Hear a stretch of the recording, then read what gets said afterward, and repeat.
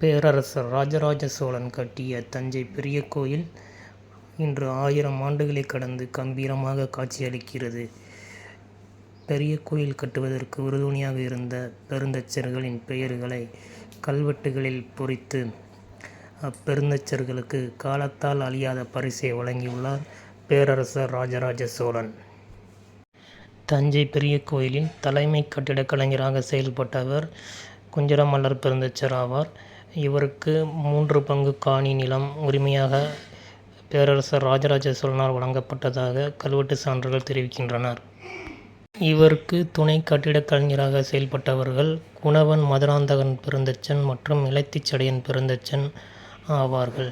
இவர்களுக்கு 1½ பங்கு காணி நிலம் உரிமையாக வழங்கப்பட்டதாக கல்வெட்டு சான்றுகள் தெரிவிக்கின்றன. சோழ பேரரசர்கள் தங்களின் சிற்ப மற்றும் கட்டடக்கலை கலைஞர்களுக்கு தங்களின் பெயரையும் பட்டமாக வழங்கியுள்ளனர். அந்த வகையில் தஞ்சை பெரிய கோயிலின் தலைமை கட்டிடக் கலைஞரான பெருந்தச்சர் குஞ்சரமல்லருக்கு வீர சோழன் குஞ்சரமல்லலான ராஜராஜ பெருந்தச்சன் என்ற பெயரையும், துணை கட்டிடக் கலைஞரான குணவன் மதுராந்தகன் பெருந்தச்சனுக்கு நித்த வினோத பெருந்தச்சன் என்ற பெயரையும், இலத்திச்சடையன் பெருந்தச்சனுக்கு கண்டாதித்த பெருந்தச்சன் என்ற பெயரையும் பட்டமாக வழங்கி பெருமைப்படுத்தியுள்ளனர்.